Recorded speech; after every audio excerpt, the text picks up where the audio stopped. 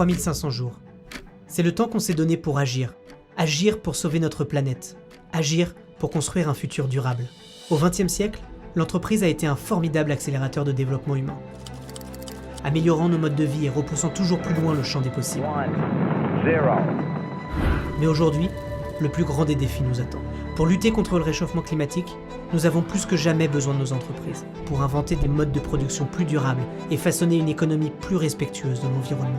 Toutes les entreprises sont concernées, tous les acteurs sont concernés, tous les humains sont concernés. Cette transition énergétique qui nous tend les bras nous permet effectivement d'étudier, d'analyser comment on peut réinventer. C'est une nécessité et puis c'est surtout aussi une vocation de survie pour les entreprises. Ceux qui ne s'adapteront pas seront en difficulté. Le conseil que l'on pourrait donner à la future génération d'entrepreneurs, c'est de penser leur modèle économique en partant de l'écologie. Que la profitabilité économique et l'engagement pour le climat ne sont pas des notions antagonistes du tout. On doit créer un monde de rupture face à une économie du 21e siècle. Derrière tout ça, il y a des possibilités d'innovation colossales, de mobilisation, de nouveaux métiers. L'ensemble des générations est concerné. C'est tous ensemble qu'on arrivera à changer le paradigme climatique. N'attendez pas demain, emparez-vous du sujet si ça n'est pas déjà fait.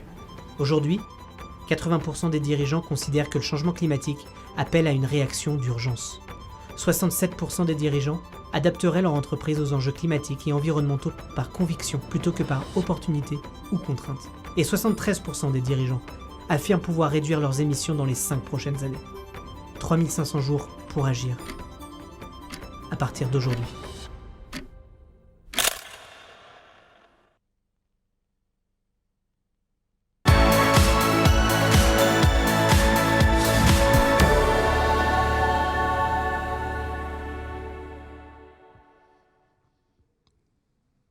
Bonjour à tous, vous êtes au Parc Floral de Vincennes. Nous avons choisi ce lieu pour ses qualités chromatiques, on va dire, s'agissant d'un coq plus vert que jamais que nous vous présentons à nouveau aujourd'hui, qui est le coq de la communauté des entrepreneurs qui ont pris conscience de la gravité de la situation, de la nécessité d'évoluer et de la nécessité d'attaquer ce chantier de la décarbonation, de la transition énergétique, du climat, avec une espèce de voracité dynamique qui est celle qu'on souhaite à tout le monde, parce que réellement l'image que vous devez avoir en tête, c'est celle d'une fusée qui décolle. Une fusée avec cette puissance de propulsion qui est la seule qui puisse nous permettre d'imaginer réussir ce grand combat de la transition. On a dit 3500 jours dans ce petit film. Pourquoi 3500 jours ? Tout simplement parce que c'est dans les 10 ans qui viennent que les choses s'accomplissent. C'est pas en 2049. C'est d'ici 2030, entre 2030 et 2050, on affinera, notamment avec la quantité de nouvelles technologies qui sont en train de sortir des laboratoires de la science mondiale. Mais si on ne fait rien d'ici 2030, au moins c'est sûr, ça sera trop tard. 3500 jours, chaque jour compte. C'est ceci que nous voulons absolument vous faire comprendre, vous les entrepreneurs, qui se posait encore la question de savoir si le moment est réellement venu. Moi, je vous dis, nous vous disons ici, tout le public est à mes côtés, il est temps que vous fassiez votre checklist de décollage de la fusée, et on va vous aider. On s'est beaucoup posé de questions chez BPI France de savoir quel est notre rôle, au fond. Que peut-on faire ? En réalité, il se trouve que nous sommes un peu partout, tout simplement parce que nous sommes à vos côtés, beaucoup en accompagnement, nous avons créé des écoles, nous sommes vos coachs, parfois je dis même nous sommes un peu vos impresarios, vos éditeurs, nous sommes des banquiers, nous faisons du crédit, nous sommes des investisseurs, nous finançons évidemment massivement l'innovation, c'est ce que nous savons faire. Or tout ceci va devoir être mobilisé pour que votre fusée décolle verticalement avec la vélocité que j'indiquais tout à l'heure. Ça va se faire par contamination progressive de communauté en communauté, comme d'habitude. Il y a des entrepreneurs qui sont partis avant les autres. Ils ont d'ailleurs cette impression qui est en général agréable, qui est de se retourner en se disant « les autres sont encore dans le passé ». C'est ce que je vous souhaite à tous. Ces entrepreneurs-là, nous les appelons les éclaireurs. Ils sont 50. Nous avons 50 militants à nos côtés qui sont la base de la banque militante que nous annonçons aujourd'hui. La liste de ces 50 militants, elle est publique cet après-midi. Donc vous pourrez vous y retrouver si vous en êtes et vous pourrez voir qui le sont et auxquels vous avez envie désormais de ressembler. Tout ceci, pourquoi? Eh bien, tout simplement parce que l'économie française, elle fonctionne sur 4 degrés aujourd'hui. Reconnaissons la gravité de la situation. Nous sommes à 4 degrés. Nous devons passer à 2 degrés. Et ça ne se fera pas sans les entrepreneurs français. Ça ne se fera pas sans les PME, sans les TPE, sans les grandes entreprises qui vont témoigner aujourd'hui. Ça ne se fera pas seulement en installant des éoliennes, de la méthanisation et des panneaux photovoltaïques. Ça se fera par un changement complet, radical de tous nos comportements. Non pas un changement dans la décroissance. BPI France n'est pas une banque de la décroissance, évidemment pas. Au contraire, nous pensons que la croissance, d'une certaine manière, est un indicateur de la qualité et de la profondeur de la transformation. S'il n'y a pas de transformation, on décroît. S'il y a une transformation, on croît. Et donc, il se trouve que par ailleurs, nous avons besoin de croissance pour rembourser la considérable dette que nous avons accumulée depuis 6 mois. Donc les choses sont en ordre. Nous voulons que vous soyez en croissance et que par conséquent vous vous endettiez. La dette n'est pas chère. Nous sommes là pour vous la vendre. Que vous ouvriez vos capitaux, que vous vous équipiez pour pouvoir vous propulser dans l'avenir. Je voudrais vous dire que par ailleurs, nous sommes très clairs sur un point. Nous ne souhaitons pas, chez BPI France, être une sorte d'école de l'élite, où on dirait par exemple que BPI France est carbone neutre en 2030. Ceci n'est possible que si nous commençons à trier, finalement, sélectionner parmi vous ceux qui ont avancé et ceux qui sont en retard. Nous ne le ferons pas. Nous sommes l'école de la République. Le Parlement a voté une France neutre en 2050, c'est notre objectif. Et nous irons avec l'ensemble des entrepreneurs français à l'objectif 2050. Nous sommes là pour accompagner ceux qui, parce que, pour 1000 raisons, de possibilités, de talents, d'intuition, sont partis tard, voire parfois trop tard. Nous serons avec vous, comme toujours, en porte-à-porte de masse. Voilà ce que je voulais vous dire aujourd'hui. Vous dire que la cause est juste. Elle est tellement juste que probablement, même si elle paraît parfois inatteignable, il y aura des anges gardiens. Ne vous inquiétez pas, ça sera très difficile. Il y aura des problèmes sociaux considérables, il y aura des problèmes politiques, il y aura des problèmes techniques. On va se décourager, mais il y aura des anges gardiens. Alors, pour vous donner une idée de la voix un peu éthérée des anges gardiens, je suis très heureux de vous présenter la musique que nous avons fait composer pour la communauté du Coq Vert, musique qui a été composée par un groupe d'électropop français qui travaille avec nous depuis les fonds baptismaux de la BPI, qui s'appelle les Pénélopes, et que voici. Et au moment où elle démarre, je vous dis tout de suite que vous allez avoir un documentaire sur une étude du Lab, et ensuite, j'aurai le plaisir d'accueillir Barbara Pompili.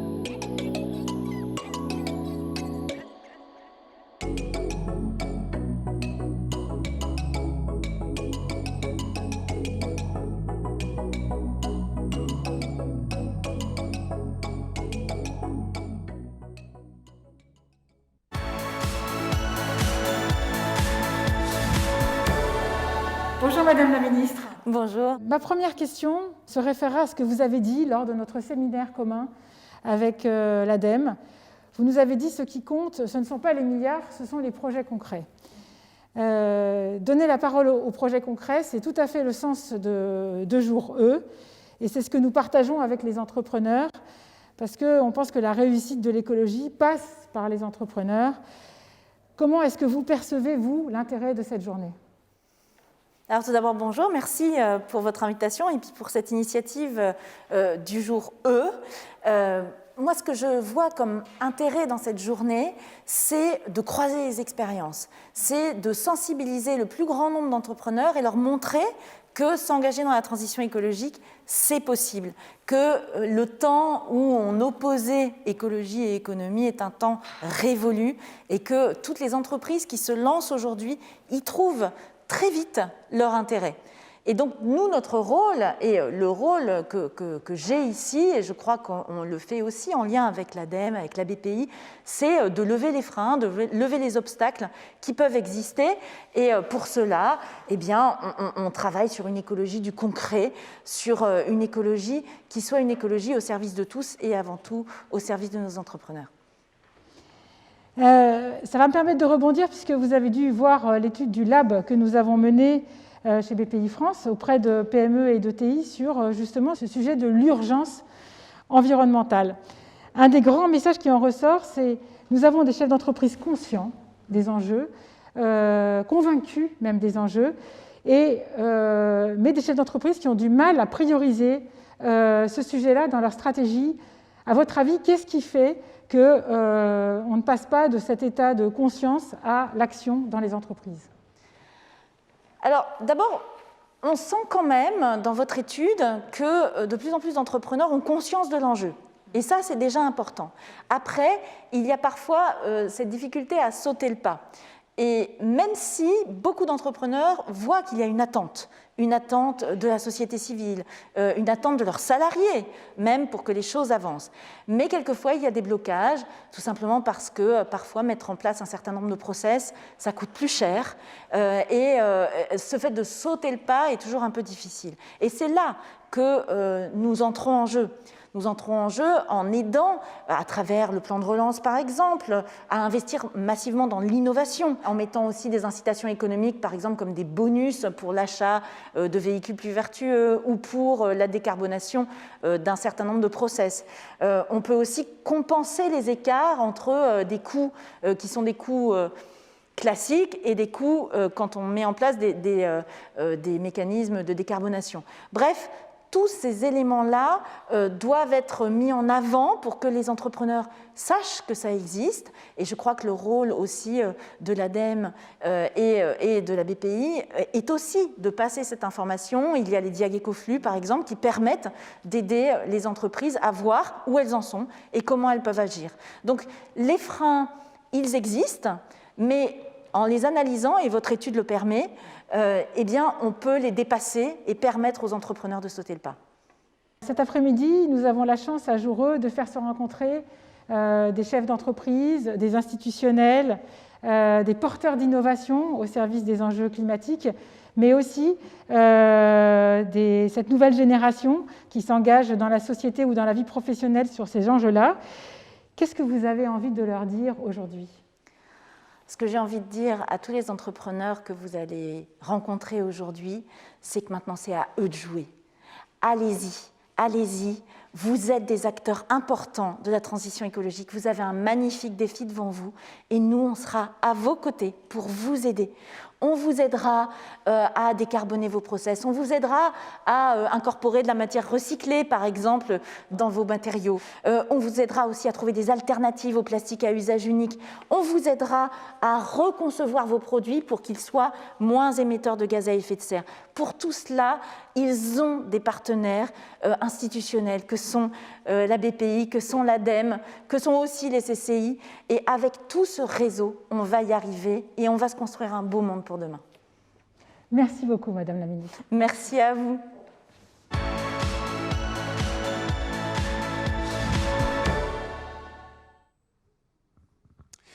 Après avoir écouté notre ministre, Barbara Pompili, je suis très heureux d'accueillir Christelle Heidemann, qui dirige Schneider Electric en France, et Éric Lombard, mon président, directeur général de la Caisse des dépôts et consignations, président de BPI France.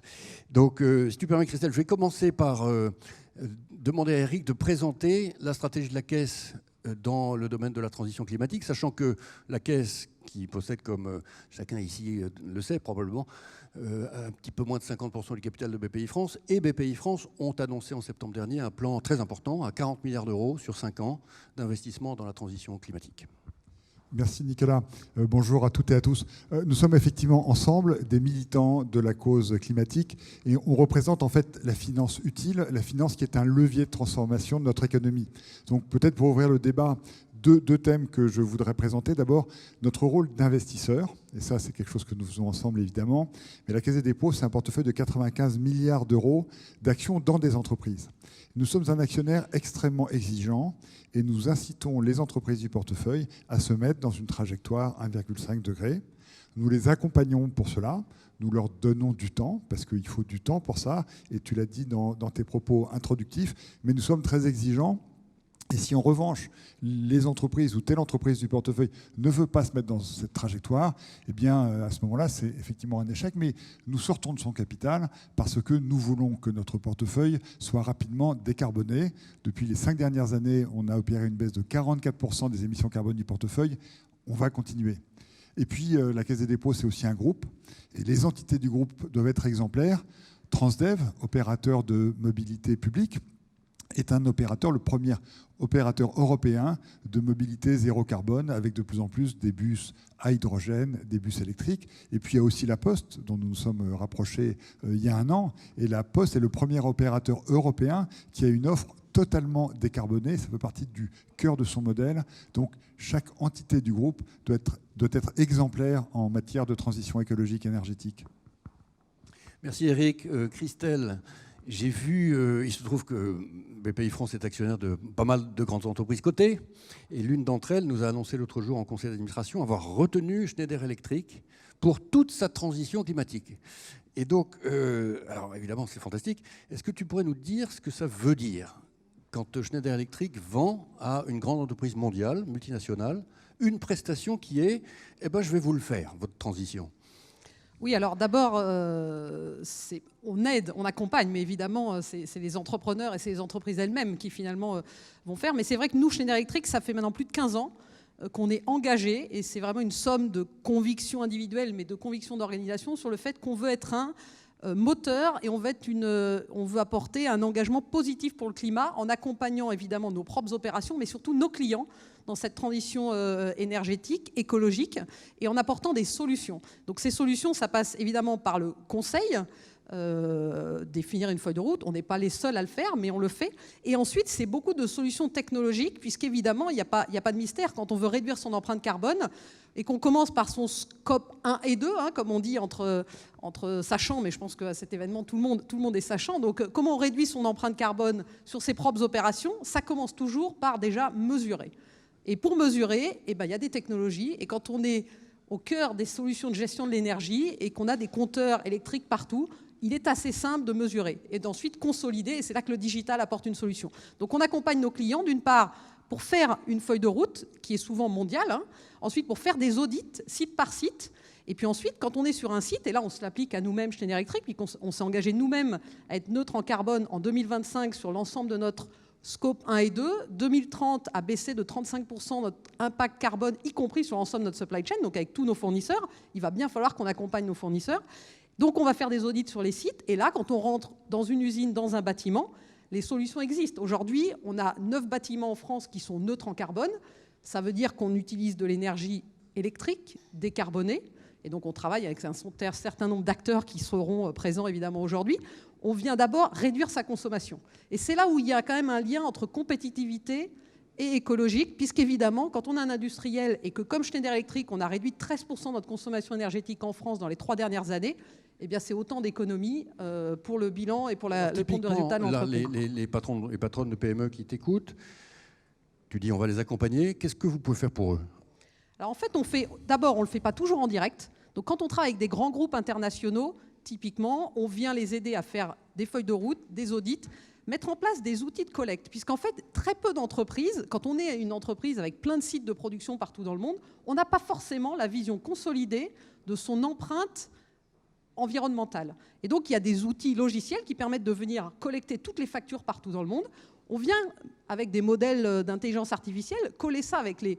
On a plein de modèles historiques et on accompagne des grands clients dans le monde. Je vais citer un acteur comme Walmart, par exemple, à qui on a mis en place ce type de solution, qu'on accompagne derrière pour offrir des solutions à leurs propres fournisseurs. C'est-à-dire que Walmart s'engage à proposer à toutes les PME qui viennent vendre des produits chez Walmart une solution pour décarboner son énergie. Donc ça, c'est à la fois des outils logiciels et c'est ensuite des solutions qui peuvent être ou bien des solutions, on a un certain nombre de PME qu'on accompagne en France avec des petites solutions qui ne coûtent pas très cher, de suivi de consommation. Et donc là, ça permet, une fois qu'on mesure ces mécaniques, qu'on soit un particulier ou une entreprise, on a envie de réduire. Donc le premier frein, c'est la mesure. Ensuite, décarboner l'énergie. Nous, on ne vend pas d'énergie. Mais par contre, on a un conseil et on est le premier accompagnant pour acheter efficacement l'énergie. Donc une fois de plus, acheter efficacement, c'est évidemment acheter de l'énergie verte, mais surtout à un bon prix. Et selon que l'on veut produire sa propre énergie ou bien l'acheter par des accords de long terme, ce qu'on appelle des PPA, dans certains pays, c'est plus ou moins facile à faire. Et donc là, on apporte notre expertise dans tous les pays du monde. Et ensuite, on passe la porte de l'usine et on va aider à faire en sorte, et c'est là où la transformation digitale et la transformation environnementale se rejoignent, parce qu'en fait, quand on est un acteur industriel, on a un process industriel, c'est assez compliqué d'aller changer les réglages. Je vais accueillir Agnès Pannier qui nous a rejoint. Merci beaucoup Agnès d'être avec nous. Encore une fois, je me place d'un point de vue strictement pragmatique dans le siège de quelqu'un qui dirige une PME. J'ai entendu ce que tu viens de dire. J'appelle qui lundi matin ? Alors, ou bien il vient sur notre site web et on a un certain nombre de contacts, on est partout sur le territoire et surtout on forme des partenaires. Puisqu'évidemment, on n'a pas vocation à servir... Quel type de partenaire ? Alors, le partenaire, quand on est dans le monde du bâtiment, on va former des installateurs électriciens qui peuvent venir déployer très simplement des compteurs de mesure. Quand on est une grande entreprise, on peut les servir en direct. Et on a aussi des solutions où on est l'intermédiaire entre les fournisseurs d'énergie, selon les pays dans lesquels on opère, mais y compris en France. Okay. Voilà. Donc on a toute une palette de solutions. Je t'ai permis de faire un petit pitch, c'était utile et nécessaire. Eric, si tu es d'accord, nous accueillons Agnès. Donc Agnès, merci de participer à ce jour E, qui est donc le jour où BPI France fait un peu son coming out de Banque du Climat. Tu l'auras compris. Avec toute la boîte à outils que tu connais, puisque, évidemment, toi-même et tes services participaient à la remplir trimestre après trimestre de nouveaux outils à la disposition des entrepreneurs. Je te laisse la parole. Merci beaucoup, Nicolas. Bonjour à toutes, bonjour à tous. Bonjour à Christelle Demann et Eric Barr. J'espère que on t'entend très bien. Vous m'entendez très bien, parce que nous, on a un retour un peu bizarre. En termes de son. Merci pour cet événement qui permet effectivement à la BPI de montrer que parmi les opérateurs de l'État, elle va prendre tout son rôle sur la transition écologique et énergétique et surtout accompagner les entreprises dans cette transformation qui est une transformation absolument essentielle dans le moment que nous traversons, mais surtout pour préparer la suite et pour construire la compétitivité de demain. Donc je sais qu'il y a une série d'ateliers thématiques qui ont eu lieu ce matin, qui réunit des PME, des start-up, des entreprises de taille intermédiaire et des grandes entreprises. Et effectivement, l'enjeu, c'est que nous soyons tous engagés et que nous accélérions parce que ce dont on parle aujourd'hui, c'est de changer de modèle. Changer de modèle de production, changer de modèle de consommation et créer un modèle qui soit aussi plus résilient. Et je crois que le terme résilience a pris toute sa valeur ces derniers mois.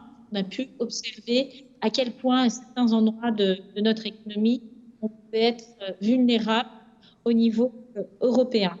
Ce qui nous préoccupe, c'est l'environnement, c'est les ressources rares et épuisables que nous utilisons pour produire. Et pour progresser, nous devons prendre en compte cette rareté des ressources et réussir aussi le défi de la décarbonation de notre économie et le défi de la lutte contre le changement climatique. Aujourd'hui, notre économie se transforme et ce n'est pas un changement cosmétique. Pour eux, en témoigne, il y a un mouvement de fond vers un modèle de production durable et propre et nous allons y prendre notre dimension au niveau européen et au niveau du gouvernement puisque nous avons beaucoup de dispositifs pour accompagner cela. Et je crois que beaucoup de choses vont se passer au niveau de l'industrie. L'industrie, c'est se définir les solutions pour cette transition écologique et énergétique dans un pays qui, entre 1995 et 2015, a su réduire l'empreinte de ses activités de 20%, a su réduire l'empreinte de l'industrie de 40%, et pourtant fait face à du fait de nos importations une augmentation globale de son empreinte carbone, puisque au travers de nos importations, nous avons compensé tous les efforts qu'on a fait et augmenté notre empreinte carbone. Et au fond, l'industrie, ça va être 20% du problème. 20% des émissions carbone de la France, c'est 100% des solutions. Et l'industrie peut jouer un rôle à 3 niveaux.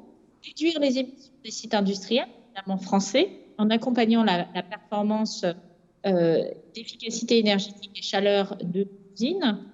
Relocaliser la production de biens, c'est la ruse de l'histoire, c'est-à-dire que c'est en localisant que nous allons diminuer l'empreinte carbone et développer, innover pour avoir des solutions moins émettrices de CO2 pour tous les autres secteurs d'activité. C'est d'ailleurs ce que illustrait parfaitement à l'instant Christelle, l'industrie au service des autres secteurs d'activité aussi. C'est l'industrie qui développera les moteurs et les matériaux qui réduiront l'empreinte carbone de nos véhicules et de nos bâtiments. C'est l'industrie qui pourra et produira une nouvelle solution pour une agriculture moins émettrice de CO2. Et c'est l'industrie qui créera les solutions de la transformation et elle-même pourra mettre à partir de cette transformation écologique. Donc l'industrie est au cœur de ce jour E. Dans le cadre du plan France Relance, nous consacrons 35 milliards d'euros à l'industrie sur l'enveloppe globale de 100 milliards d'euros avec 4 priorités. Moderniser, innover, décarboner et relocaliser. Moderniser, c'est être plus compétitif, mais être plus efficace. Ça va dans le sens de la transition écologique. Innover, c'est évidemment trouver des solutions en la matière. Décarboner, pas besoin de dire en quoi ça sert le jour E. Et relocaliser, c'est cette ruse de l'histoire où plus on produira en France, plus on économisera de l'empreinte carbone par rapport à des productions qui sont faites à l'autre bout de la Terre en émettant beaucoup de CO2, notamment parce que notre mix énergétique et que nos réglementations environnementales sont mix énergétique beaucoup plus favorable et réglementation environnementale beaucoup plus stricte que dans d'autres pays du monde. Plus spécifiquement, nous allons mobiliser 1,2 milliard d'euros sur les 2 prochaines années pour la décarbonation. Et pour cela, il suffit de se tourner vers l'ADEME pour aller chercher des solutions et l'Agence des services de paiement de l'État pour disposer d'un guichet décarbonation. Notre objectif, c'est d'économiser 750 000 tonnes par an de CO2. On l'a évité après, c'est notre résultat au bout de 6 mois de fonctionnement de ces dispositifs. C'est l'équivalent d'une émission d'une ville de 100 000 habitants pendant 1 an. Cela doit nous encourager pour la suite. Nous comptons également sur la dimension digitale et tout l'écosystème de start-up. La semaine dernière, nous lancions ensemble un dispositif Tech in Fab pour justement mettre à disposition les talents des start-up pour l'ensemble du tissu industriel et les aider à les accompagner dans la définition de solutions innovantes pour accompagner la transition écologique et énergétique.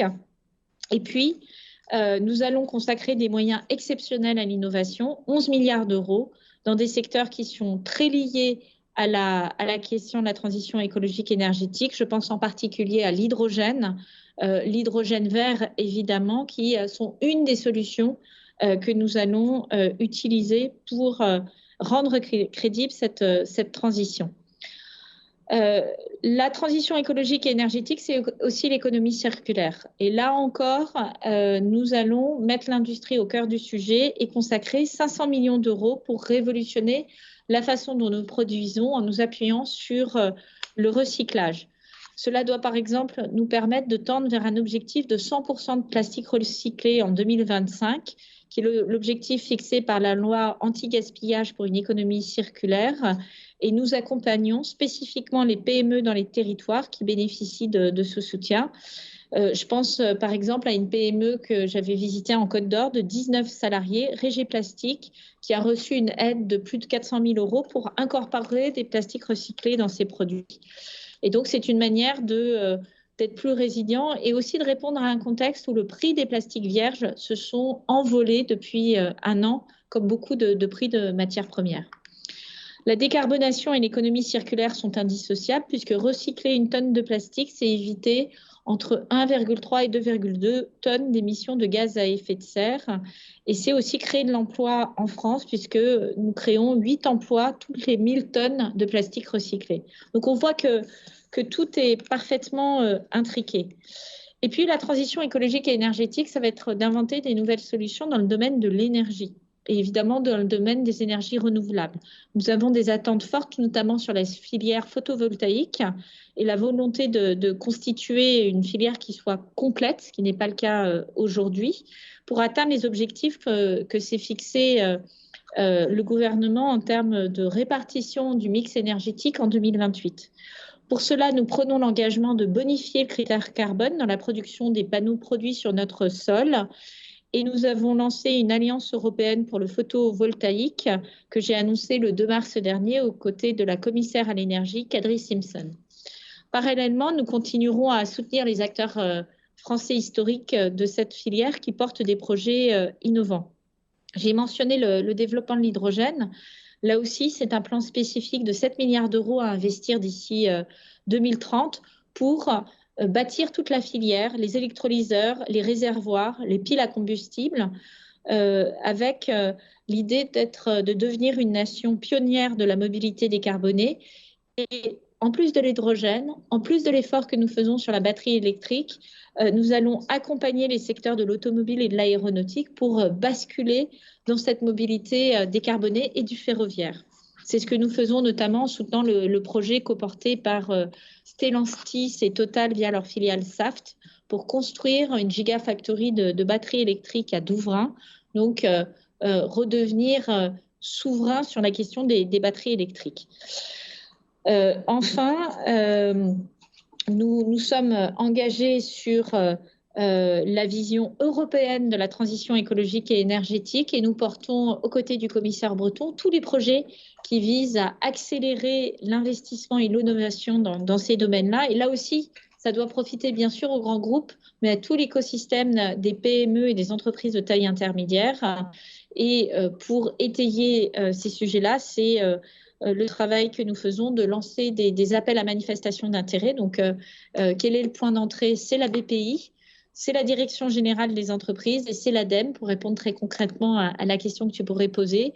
Et c'est le cabinet du ministère de l'Industrie. Notre enjeu aujourd'hui, c'est de faire de cette transition écologique et énergétique une transition au service de l'emploi et une transition au service de notre compétitivité, tant on sait que les solutions que nous inventons aujourd'hui pourront s'exporter demain. Voilà ce que je voulais partager et partager cette conviction et cet engagement du gouvernement. Merci beaucoup. Merci Agnès. Sur ces mots, effectivement, donc la BPI et l'ADEME forment un couple extrêmement tenu, hein, qui forme de facto guichet unique maintenant. Et donc les entrepreneurs qui nous regardent, sachez que vous vous adressez donc à cette paire, ainsi que pour certains programmes qui ont été cités par Agnès Pannier, à la Direction générale des entreprises. Je pense en particulier à ce programme qu'elle a cité, qui porte sur le remboursement d'équipements à hauteur de 30 à 40% au travers de l'Agence des paiements de l'État. Un programme quand même assez rare, hein, puisque l'État vous rembourse une partie de vos investissements en cash. Donc c'est tout de même le moment d'aller regarder. Voilà, je remercie nos participants à cette table ronde et je vais passer la parole à une autre table ronde composée de José Gonzalo, qui dirige nos activités de private equity chez BPI France, de Xavier Barbaro et de Eric Scotto, en commençant par une intervention liminaire de Eric Scotto, que je cherche, et qui est là, et qui s'apprête à me remplacer au centre de cette salle. Merci.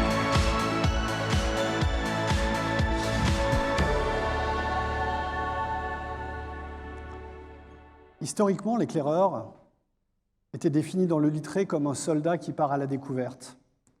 Un soldat dépêché aux avant-postes pour faire face à l'urgence climatique, c'est certain.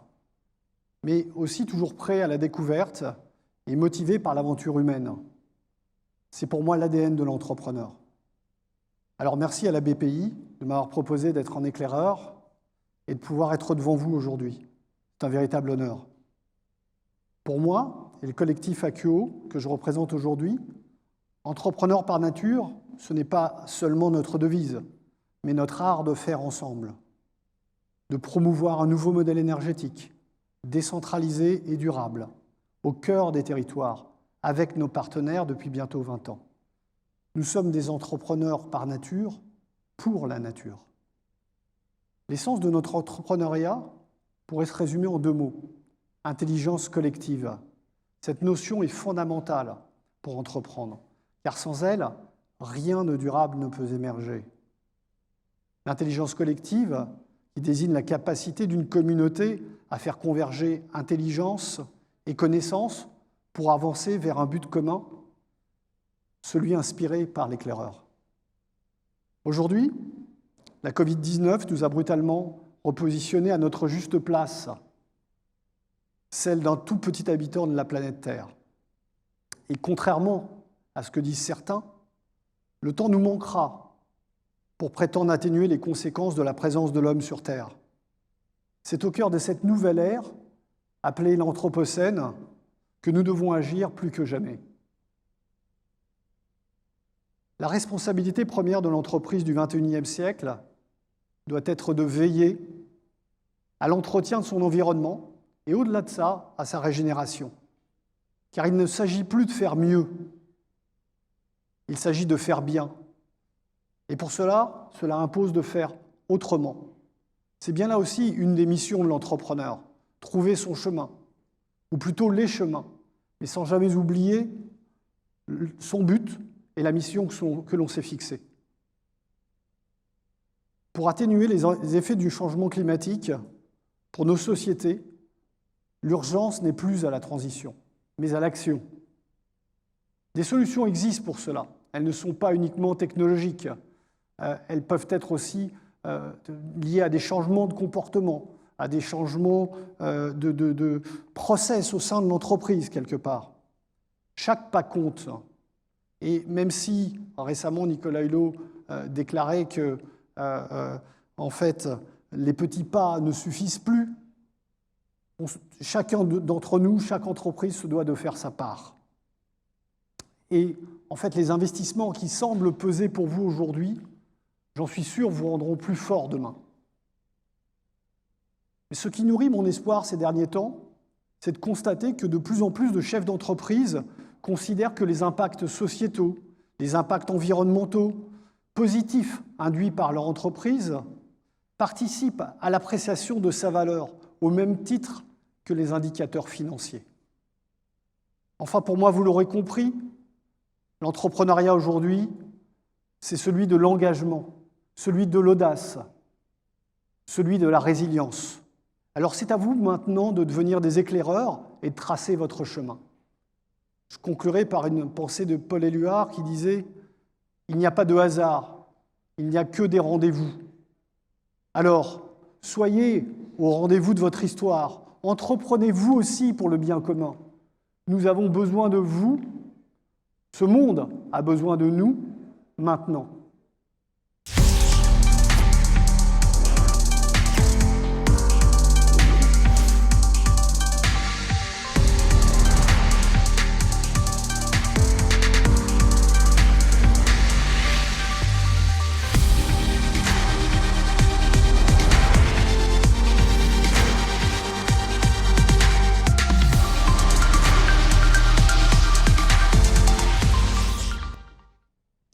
Bonjour à tous, je suis José Gonzalo, directeur exécutif en charge de l'investissement en capital développement chez BPI France, et je suis très heureux d'illustrer la thèse de l'engagement entrepreneurial dans le secteur clé de l'environnement, aux côtés de 2 personnalités importantes du secteur des énergies renouvelables, Xavier Barbaro, PDG de Neoen, et Eric Scotto, cofondateur et président d'Acuo. Alors, ce sont 2 très beaux exemples de réussite spectaculaire dans le domaine du développement vert, avec toutefois quelques différences et quelques singularités dont nous allons parler. Ce sont 2 personnes que nous connaissons bien chez BPI France depuis de nombreuses années. En effet, peu après la création de BPI France, nous avions décidé avec Nicolas Dufourc de faire de l'investissement dans la transition énergétique et environnementale un des axes prioritaires de la maison. À l'époque, nous savions que ce secteur était très exigeant en matière d'investissement, avec une très forte intensité capitalistique, beaucoup de capex à réaliser, et nous voulions que les sociétés qui allaient devenir les champions de demain aient des bilans forts, solides, structurés, équilibrés. Nous voulions aussi investir dans des sociétés qui non seulement concevaient des projets, les développaient, les mettaient en œuvre, réussissaient à les financer, réussissaient à les faire construire et ensuite les exploitaient. Donc nous voulions investir dans des sociétés qui étaient sur la totalité de la chaîne de valeur des énergies renouvelables. C'est pourquoi nous avions rencontré un certain nombre de personnes et de personnalités, et c'était les personnes que nous voulions voir développer des sociétés pour devenir les champions de demain. Quelques années après, 7-8 ans après ces premières idées, nous avons rencontré et investi et financé beaucoup de sociétés. Certaines d'entre elles se sont développées rapidement, mais ont été rapidement revendues à des industriels, Total, Engie, EDF. Et d'autres, au contraire, sont toujours là, continuent à se développer et ont à leur tête toujours des entrepreneurs et des patrons, comme ces deux personnes que j'ai à mes côtés aujourd'hui. Donc, je voudrais commencer à poser la première question à Xavier Barbaro. Xavier, depuis 2008, date de création de Neoen, comment est-ce que la société a tracé son chemin jusqu'en 2021 pour devenir ce qu'elle est là, c'est-à-dire une société cotée, qui a réussi à se financer au travers des marchés et a fait une des plus belles IPO, introduction en bourse, ces dernières années, tout en accompagnant les évolutions du marché? Merci José. Alors, depuis 2008, il s'est passé beaucoup de choses. Alors, à l'époque, on était une petite start-up. Au moment où BPI France est rentré à notre capital en 2014, on était une grosse PME, petite ETI. Aujourd'hui, on va dire qu'on est une vraie ETI en termes de taille. C'est vrai que le marché a beaucoup changé et Neoen a changé un peu au diapason du marché. Donc le marché s'est d'abord dilaté. Je pense que ça c'est important de le rappeler. On parle aujourd'hui à l'échelle du monde d'à peu près 200 milliards de dollars par an d'investissement dans le solaire et dans l'éolien et puis maintenant dans le stockage. Le marché s'est internationalisé, puis Neoen a suivi ce mouvement d'internationalisation. On est aujourd'hui très présent en Australie, en Europe du Nord, en Amérique latine, tout en restant très français. Le marché s'est intégré aussi d'une certaine manière, c'est-à-dire que aujourd'hui, on raisonne non pas seulement en termes de production, mais aussi en termes de stockage. On va raisonner bientôt aussi en termes de coproduction d'hydrogène, en termes de mobilité. Nous, on a suivi ce mouvement, on est un des acteurs leaders dans le stockage. Je trouve que le marché s'est équilibré aussi, au sens où, par exemple, et Agnès Pannier-Runacher en parlait, au sens où le panneau solaire, qui est un composant important, a perdu quand même un peu de poids dans l'ensemble de l'équation. Aujourd'hui, un panneau qui à l'époque représentait 80% de l'investissement dans une centrale solaire ne représente que 20 ou 25 ou 30%. Et donc il y a une place finalement de plus en plus grande pour les autres technologies dans lesquelles les Français sont assez bons et dans lesquelles on essaie collectivement de se faire une place. Le marché s'est financiarisé, et je pense que ce n'est pas un gros mot, je ne vais surtout pas dire ça aujourd'hui devant une banque comme BPI France, mais la finance a été au service du développement du renouvelable et évidemment au service du développement de Neoen, à la fois en termes de capitaux et en termes de dettes. On est une industrie qui est intensive en capital, mais qui offre des retours assez certains. Puis de manière plus humaine, peut-être pour en dire un mot, depuis 12 ans, ce qu'on voit dans les énergies renouvelables, ce qu'elles apportent à l'énergie dans leur ensemble, c'est un rajeunissement, une féminisation et d'une certaine manière, je ne sais pas comment le dire, une désingénierisation. C'est-à-dire il y a moins d'ingénieurs, il y a plus de jeunes, plus de femmes. Je trouve que ça renouvelle de l'intérieur le marché de l'énergie et je pense que ce sont des dimensions auxquelles on est tous sensibles. Donc beaucoup de changements, des vraies réussites françaises, Akio bien évidemment, Neoen j'espère aussi, des industriels. Je me rappelle une première séance avec la BPI en février 2014 où on a dit mais en fait vous êtes une société de 50 personnes, vous êtes une sorte de foncière immobilière. J'ai dit non seulement on développe pour de vrai, on a des équipes sur le terrain, mais surtout on a un effet d'entraînement, un effet de halo sur beaucoup d'autres entreprises françaises, qu'elles soient grandes, qu'elles soient petites. Et ça, je pense que c'est très important de se dire qu'ensemble, avec des gens qui sont peut-être parfois pas très connus, mais qui sont très bons, on peut aller conquérir des marchés en Australie, comme en Jamaïque, comme en Finlande, comme au Salvador. Et il y a de très belles entreprises françaises. Bien évidemment, les noms qui viennent à l'esprit, c'est les Schneider, les Bouygues, les Nexans, etc. Mais il y a aussi des entreprises plus petites, très innovantes, dans les services, dans l'industrie, dans le design, qui peuvent prendre une part de plus en plus grande dans ce marché qui est immense. Merci Xavier. Alors Eric, quand on écoute ce que dit Xavier qui est une société cotée, toi qui continues à être privé, comment réussis-tu à développer la société? Quels sont les axes de différenciation ou les recettes miracles pour réussir? Alors, je dirais un peu la singularité de notre société, c'est justement d'être restée indépendante, mais non pas par obligation ou par contrainte, mais par choix. C'est un choix qu'on a fait le choix de l'indépendance pour pouvoir justement innover. Cette audace dont je parlais tout à l'heure, d'ailleurs j'étais un peu ému, j'avais un petit peu de mal tout à l'heure, j'espère que j'étais un peu plus à l'aise maintenant, mais en tout cas, pour nous, ça apparaissait complètement important. Donc tout à l'heure, je disais qu'on était tous porteurs, et Xavier aussi, d'un modèle qui est un modèle décentralisé durable. Donc ce qu'on a réussi à faire ensemble, et ce qu'on a achevé en à peine 20 ans finalement, c'est justement de pousser et de faire comprendre qu'il y a une autre voie pour l'énergie. Décentralisé et durable. Donc on est au cœur des territoires et il nous a paru fondamental d'essayer de tester. C'est un peu le propre de l'éclaireur, tester des nouveaux modèles, se tromper, revenir en arrière. Pourquoi ? Parce qu'on défriche, on est parti d'une feuille blanche finalement. On a eu ce luxe il y a 20 ans de partir d'une feuille blanche. Donc l'innovation, c'est quelque chose parfois qui peut être pénalisé par les marchés financiers parce que pas suffisamment comprise, ou on considère que vous êtes un tout petit peu en avance. Donc on a fait ce choix de rester indépendant pour pouvoir peut-être être disruptif, aller plus vite, courir plus vite, parce qu'on savait que les électriciens, on savait que les pétroliers, que l'ensemble des grands énergéticiens comprendraient un jour que la norme va être les énergies renouvelables. Donc il fallait essayer de rester différent.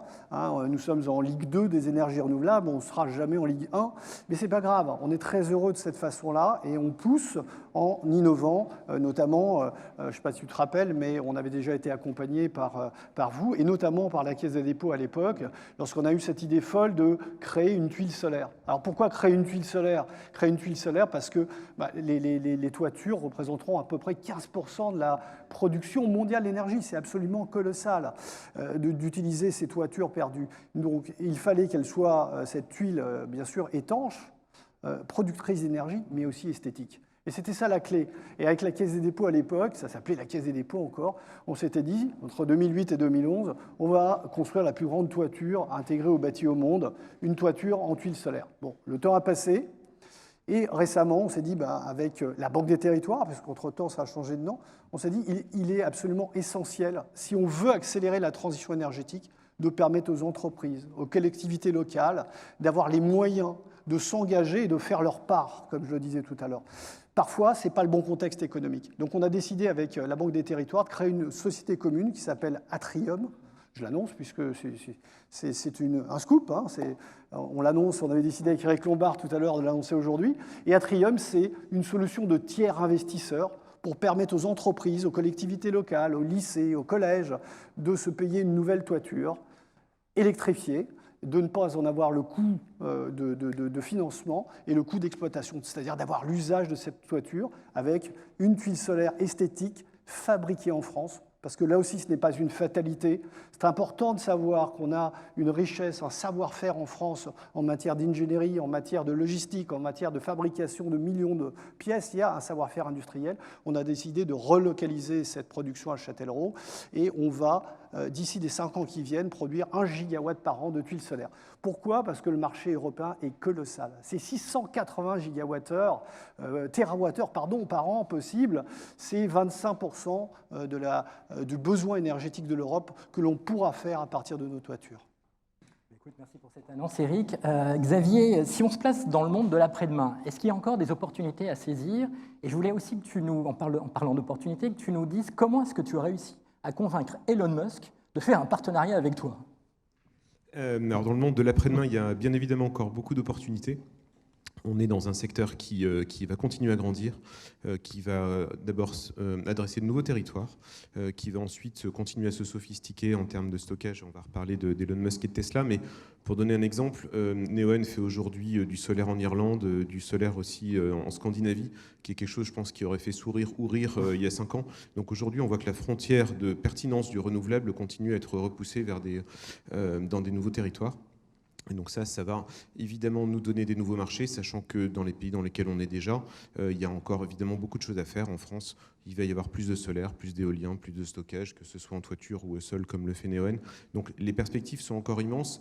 Les enjeux, du coup, pour les entreprises comme nous, c'est surtout de ne pas avoir un excès d'orgueil, parce qu'il faut évidemment se réinventer et pas s'endormir sur ses lauriers.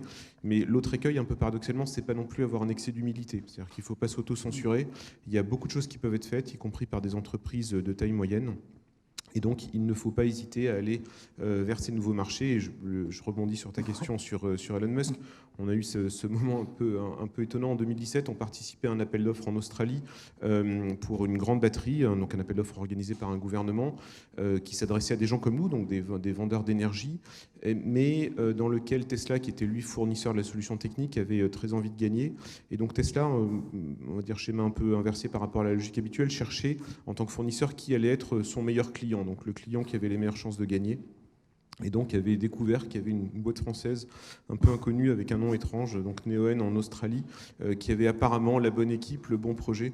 Et donc, je me souviens assez bien de l'arrivée du cousin germain d'Elon Musk qui était venu nous voir à Paris, voir si on avait une vraie adresse, si on était une vraie boîte, et si c'était une bonne idée de faire une sorte de consortium avec nous pour gagner ensemble ce projet qu'on a gagné parmi 91 candidatures. Donc, c'est Neoen et Tesla qui avaient gagné. Et donc, ça montre la capacité d'une société française qui, justement, essaie de trouver le bon dosage entre ne pas être trop prétentieuse, mais pas non plus s'auto-censurer, et être capable de faire alliance avec des grands, à gagner ensemble, et puis évidemment ensuite à faire des petits, enfin des petits ou des plus gros d'ailleurs, puisqu'on fait avec Tesla à nouveau en Australie une centrale 3 fois plus grande que celle-là qui était déjà la plus grande au monde il y a 3 ans. Donc on continue sur notre lancée, pas qu'avec Tesla. Il y a des gens très bien en France, notre ministre parlait de Saft tout à l'heure, un bon espoir de travailler avec eux un jour. Donc on est très ouvert en termes d'architecture, et évidemment la place de l'Europe dans des nouvelles technologies, en particulier le stockage, peut être beaucoup plus grande que ce qu'elle était jusque-là dans des choses un peu commoditisées comme les panneaux solaires. Donc il ne faut pas lâcher l'affaire, bien au contraire. Nous, on sera ravis d'être clients de sociétés françaises, même si on est évidemment ravis aussi d'être partenaire fort historique de Tesla. Parfait. Merci à tous les deux pour vos témoignages très énergisants. Et maintenant, nous allons aller vers les chemins de la transformation avec Anne Guérin.